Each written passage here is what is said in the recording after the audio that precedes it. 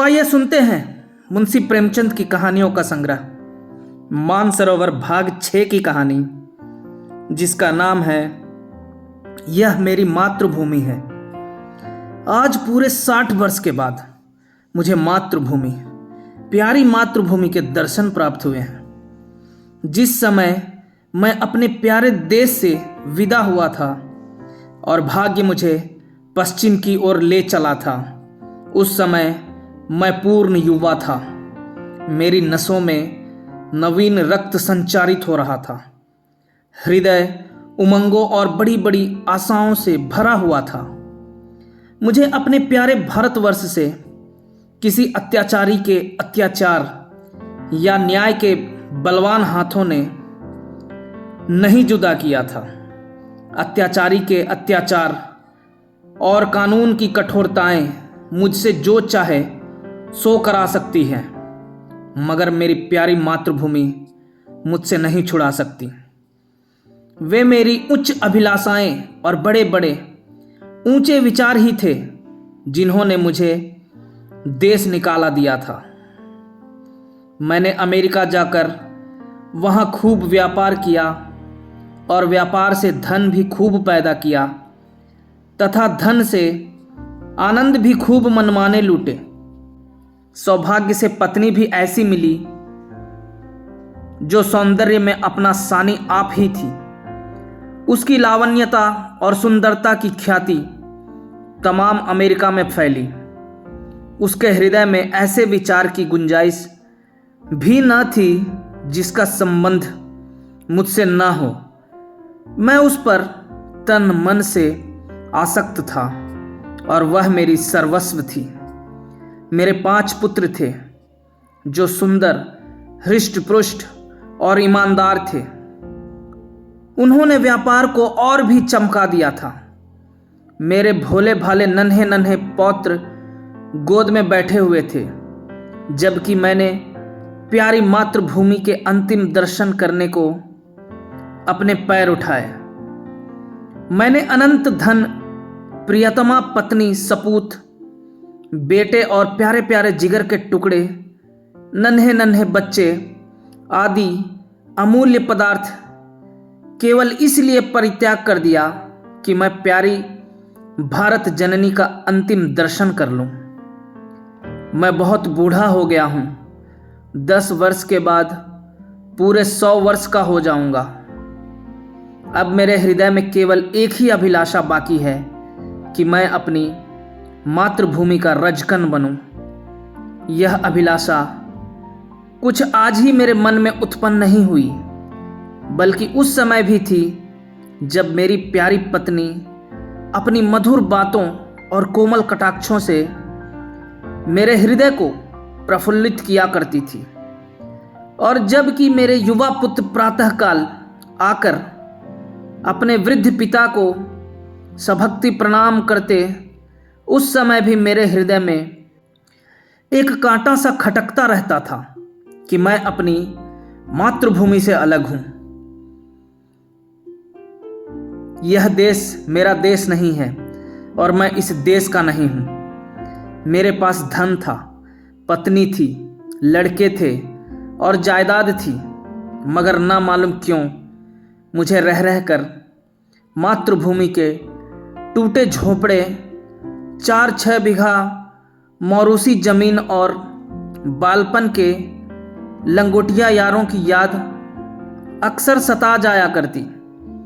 प्रायः अपार प्रसन्नता और आनंदोत्सवों के अवसर पर भी यह विचार हृदय में चुटकी लिया करता था कि यदि मैं अपने देश में होता। जिस समय मैं बंबई में जहाज से उतरा, मैंने पहले काले कोट पतलून पहने टूटी फूटी अंग्रेजी बोलते हुए मल्लाह देखे। फिर अंग्रेजी दुकान, ट्राम और मोटर गाड़ियां दिख पड़ी। इसके बाद रबर टायर वाली गाड़ियों की ओर मुंह में चुरट दाबे हुए आदमियों से मुठभेड़ हुई। फिर रेल का विक्टोरिया टर्मिनल स्टेशन देखा। बाद में मैं रेल में सवार होकर हरी भरी पहाड़ियों के मध्य में स्थित अपने गांव को चल दिया। उस समय मेरी आंखों में आंसू भर आए और मैं खूब रोया, क्योंकि यह मेरा देश न था। यह वह देश न था जिसके दर्शनों की इच्छा सदा मेरे हृदय में लहराया करती थी। यह तो कोई और देश था। यह अमेरिका या इंग्लैंड था, मगर प्यारा भारत नहीं था। रेलगाड़ी जंगलों, पहाड़ों, नदियों और मैदानों को पार करती हुई मेरे प्यारे गांव के निकट पहुंची, जो किसी समय में फूल, पत्तों और फलों की बहुतायत तथा नदी नालों की अधिकता से स्वर्ग की होड़ कर रहा था। मैं उस गाड़ी से उतरा तो मेरा हृदय बांसों उछल रहा था। अब अपना प्यारा घर देखूंगा, अपने बालपन के प्यारे साथियों से मिलूंगा। मैं इस समय बिल्कुल भूल गया था कि मैं 90 वर्ष का बूढ़ा हूँ। ज्यों-ज्यों मैं गांव के निकट आता था, मेरे पग शीघ्र शीघ्र उठते थे और हृदय में अकथनीय आनंद का स्रोत उमड़ रहा था। प्रत्येक वस्तु पर आंखें फाड़ फाड़ कर दृष्टि डालता। आहा, यह वही नाला है जिसमें हम रोज घोड़े नहलाते थे और स्वयं भी डुबकियां लगाते थे, किंतु अब उसके दोनों ओर कांटेदार तार लगे हुए थे। सामने एक बंगला था जिसमें 2 अंग्रेज बंदूकें लिए इधर उधर ताक रहे थे। नाले में नहाने की सख्त मनाही थी। गांव में गया और निगाहें बालपन के साथियों को खोजने लगी, किंतु शोक, वे सब के सब मृत्यु के ग्रास हो चुके थे। मेरा घर, मेरा टूटा फूटा झोपड़ा, जिसकी गोद में मैं बरसों खेला था, जहां बचपन और बेफिक्री के आनंद लूटे थे और जिसका चित्र अभी तक मेरी आंखों में फिर रहा था, वही मेरा प्यारा घर अब मिट्टी का ढेर हो गया था। यह स्थान गैर आबाद न था। सैकड़ों आदमी चलते चलते दृष्टि आते थे, जो अदालत, कचहरी और थाना पुलिस की बातें कर रहे थे। उनके मुखों से चिंता, निर्जीवता और उदासी प्रदर्शित होती थी और वे अब सांसारिक चिंताओं से व्यथित मालूम होते थे। मेरे साथियों के समान हृष्ट-पुष्ट, बलवान, लाल चेहरे वाले नव युवक कहीं न देख पड़ते थे। उस अखाड़े के स्थान पर जिसकी जड़ मेरे हाथों ने डाली थी, अब एक टूटा फूटा स्कूल था। उसमें दुर्बल तथा कांतिहीन रोगियों की सी सूरत वाले बालक फटे कपड़े पहने बैठे ऊँघ रहे थे। उनको देखकर सहसा मेरे मुख से निकल पड़ा कि नहीं नहीं, यह मेरा प्यारा देश नहीं है। यह देश देखने मैं इतनी दूर से नहीं आया हूँ। यह मेरा प्यारा भारतवर्ष नहीं है। बरगद के पेड़ की ओर मैं दौड़ा, जिसकी सुहावनी छाया में मैंने बचपन के आनंद उड़ाए थे, जो हमारे छुटपन का क्रीड़ा स्थल और युवावस्था का सुखप्रद वास स्थान था। आह, इस प्यारे बरगद को देखते ही हृदय पर एक बड़ा आघात पहुंचा और दिल में महान शोक उत्पन्न हुआ। उसे देखकर ऐसी ऐसी दुखदायक तथा हृदय विदारक स्मृतियां ताजी हो गई कि घंटों पृथ्वी पर बैठे बैठे मैं आंसू बहाता रहा।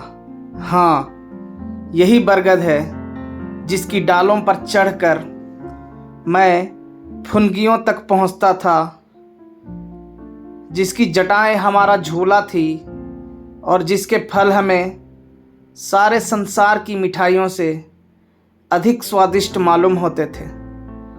मेरे गले में बाहें डालकर खेलने वाले लंगोटिया यार, जो कभी रूठते थे, कभी मनाते थे, कहाँ गए? हाय, बिना घर बार का मुसाफिर, अब क्या अकेला ही हूँ? क्या मेरा कोई भी साथी नहीं? इस बरगद के निकट अब थाना था और बरगद के नीचे कोई लाल साफा बांधे बैठा था। उसके आसपास 10-20 लाल पगड़ी वाले करबद्ध खड़े थे। वहाँ फटे पुराने कपड़े पहने दुर्भिक्षग्रस्त पुरुष, जिस पर अभी चाबुकों की बौछार हुई थी, बड़ा सिसक रहा था। मुझे ध्यान आया कि यह मेरा प्यारा देश नहीं है, कोई और देश है। यह यूरोप है, अमेरिका है, मगर मेरी प्यारी मातृभूमि नहीं है, कदापि नहीं है। इधर से निराश होकर मैं उस चौपाल की ओर चला जहां शाम के वक्त पिताजी गांव के अन्य बुजुर्गों के साथ हुक्का पीते और हंसी कह कह उड़ाते थे। हम भी उस टाट के बिछौने पर कलाबाजियां खाया करते थे। कभी कभी वहां पंचायत भी बैठती थी, जिसके सरपंच सदा पिताजी ही हुआ करते थे। इसी चौपाल के पास एक गौशाला थी, जहां गांव भर की गायें रखी जाती थी और बछड़ों के साथ हम यहीं किलोले किया करते थे। शोक कि अब उस चौपाल का पता तक न था। वहां अब गांव में टीका लगाने की चौकी और डाक खाना था। उस समय इसी चौपाल से लगा एक कोल्हवाड़ा था, जहां जाड़े के दिनों में ईख पेरी जाती थी और गुड़ की सुगंध से मस्तिष्क पूर्ण हो जाता था। हम और हमारे साथी वहाँ गड़रियों के लिए बैठे रहते और गड़रियाँ करने वाले मजदूरों के हस्तलाघव को देखकर आश्चर्य किया करते थे। वहाँ हजारों बार मैंने कच्चा रस और पक्का दूध मिलाकर पिया था, और वहाँ आसपास के घरों की स्त्रियां और बालक अपने अपने घड़े लेकर आते थे और उनमें रस भरकर ले जाते थे। शोक है कि वे कोल्हू अब तक ज्यों के त्यों खड़े थे, किंतु कोल्हवाड़े की जगह पर अब एक सन लपेटने वाली मशीन लगी थी और उसके सामने एक तंबोली और सिगरेट वाले की दुकान थी। इन हृदय विदारक दृश्यों को देखकर मैंने दुखित हृदय से एक आदमी से, जो देखने में सभ्य मालूम होता था, पूछा, महाशय, मैं एक परदेसी यात्री हूं, रात भर लेट रहने की मुझे आज्ञा दीजिएगा। इस आदमी ने मुझे सिर से पैर तक गहरी दृष्टि से देखा और कहने लगा कि आगे जाओ, यहाँ जगह नहीं है। मैं आगे गया और वहाँ से भी यही उत्तर मिला, आगे जाओ। 5वीं बार एक सज्जन से स्थान मांगने पर उन्होंने एक मुट्ठी चने मेरे हाथ पर रख दिए। चने मेरे हाथ से छूट पड़े और नेत्रों से अविरल अश्रुधारा बहने लगी। मुख से सहसा निकल पड़ा कि हाय, यह मेरा देश नहीं है, यह कोई और देश है। यह हमारा अतिथि सत्कारी प्यारा भारत नहीं है, कदापि नहीं। मैंने एक सिगरेट की डिबिया खरीदी और एक सुनसान जगह पर बैठकर सिगरेट पीते हुए पूर्व समय को याद करने लगा कि अचानक मुझे धर्मशाला का स्मरण हो आया, जो मेरे विदेश जाते समय बन रही थी। मैं उस ओर लपका कि रात किसी प्रकार वहीं काट लूं, मगर शोक, शोक, महान शोक। धर्मशाला ज्यों की त्यों खड़ी थी, किंतु उसमें गरीब यात्रियों के टिकने के लिए स्थान न था। मदिरा, दुराचार और ध्रुत ने उसे अपना घर बना रखा था। यह दशा देखकर विवशतः मेरे हृदय से एक सर्द आह निकल पड़ी और मैं जोर से चिल्ला उठा कि नहीं नहीं नहीं, और 1000 बार नहीं है। यह मेरा प्यारा भारत नहीं है, यह कोई और देश है। यह यूरोप है, अमेरिका है, मगर भारत कदापि नहीं है। अंधेरी रात थी। गीदड़ और कुत्ते अपने अपने कर्कश स्वर में उच्चारण कर रहे थे। मैं अपना दुखित हृदय लेकर उसी नाले के किनारे जाकर बैठ गया और सोचने लगा, अब क्या करूं? फिर अपने पुत्रों के पास लौट जाऊं और अपना यह शरीर अमेरिका की मिट्टी में मिलाऊं। अब तक मेरी मातृभूमि थी। मैं विदेश में जरूर था, किंतु मुझे अपने प्यारे देश की याद बनी थी। पर अब मैं देश विहीन हूँ, मेरा कोई देश नहीं है।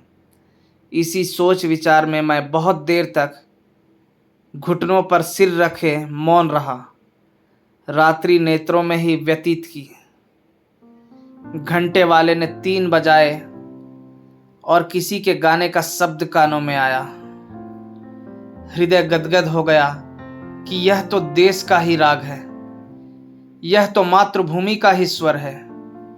मैं तुरंत उठ खड़ा हुआ और क्या देखता हूं कि 15 से 20 वृद्धा स्त्रियां सफेद धोतियां पहने हाथों में लोटे लिए स्नान को जा रही हैं और गाती जाती है, हमारे प्रभु अवगुण चित्त न धरो। मैं इस गीत को सुनकर तन्मय हो ही रहा था कि इतने में मुझे बहुत से आदमियों की बोलचाल सुन पड़ी। उनमें से कुछ लोग हाथों में पीतल के कमंडल लिए हुए शिव शिव, हर हर, गंगे गंगे, नारायण नारायण आदि शब्द बोलते हुए चले जाते थे। आनंददायक और प्रभावोत्पादक राग से मेरे हृदय पर जो प्रभाव हुआ उसका वर्णन करना कठिन है। मैंने अमेरिका की चंचल से चंचल और प्रसन्न से प्रसन्न चित्त वाली लावण्यवती स्त्रियों का आलाप सुना था। सहर्षों बार उनकी जिह्वा से प्रेम और प्यार के शब्द सुने थे। हृदय आकर्षक वचनों का आनंद उठाया था। मैंने सुरीली पक्षियों का चहचहाना भी सुना था। किंतु जो आनंद, जो मजा और जो सुख मुझे इस राग में आया, वह मुझे जीवन में कभी प्राप्त नहीं हुआ था। मैंने खुद गुनगुना कर गाया, हमारे प्रभु अवगुण चित्त न धरो। मेरे हृदय में फिर उत्साह आया कि ये तो मेरे प्यारे देश की ही बातें हैं। आनंदातिरेक से मेरा हृदय आनंदमय हो गया। मैं भी इन आदमियों के साथ हो लिया और 6 मील तक पहाड़ी मार्ग पार करके उसी नदी के किनारे पहुंचा जिसका नाम पतित पावनी है, जिसकी लहरों में डुबकी लगाना और जिसकी गोद में मरना प्रत्येक हिंदू अपना परम सौभाग्य समझता है।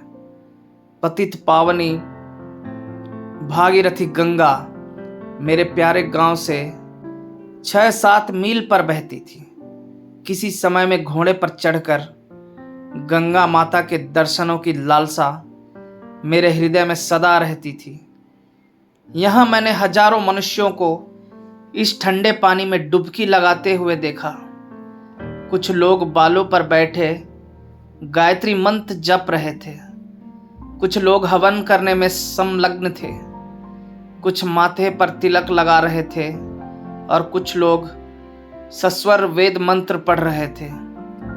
मेरा हृदय फिर उत्साहित हुआ और मैं जोर से कह उठा, हाँ हाँ, यही मेरा प्यारा देश है, यही मेरी पवित्र मातृभूमि है, यही मेरा सर्वश्रेष्ठ भारत है और इसी के दर्शनों की मेरी उत्कट इच्छा थी तथा इसी की पवित्र धूलि के कण बनने की मेरी प्रबल अभिलाषा है। मैं विशेष आनंद में मग्न था।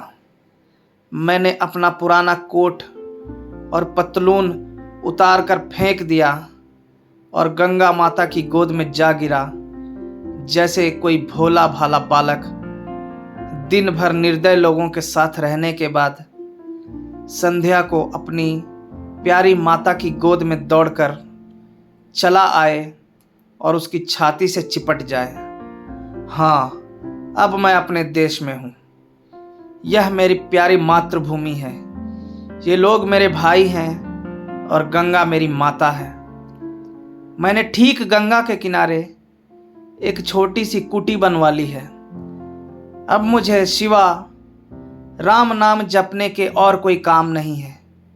मैं नित्य प्रातः सायं गंगा स्नान करता हूँ। मेरी प्रबल इच्छा है कि इसी स्थान पर मेरे प्राण निकले और मेरी अस्थियां गंगा माता की लहरों की भेंट हों। मेरी स्त्री और मेरे पुत्र बार बार बुलाते हैं, मगर अब मैं यहाँ गंगा माता का तट और अपना प्यारा देश छोड़कर वहाँ नहीं जा सकता। अपनी मिट्टी गंगा जी को ही सौंपूंगा। अब संसार की कोई आकांक्षा मुझे इस स्थान से नहीं हटा सकती, क्योंकि यह मेरा प्यारा देश और यही मेरी प्यारी मातृभूमि है। बस मेरी उत्कट इच्छा यही है कि मैं अपनी प्यारी मातृभूमि में ही अपने प्राण विसर्जन करूं। धन्यवाद।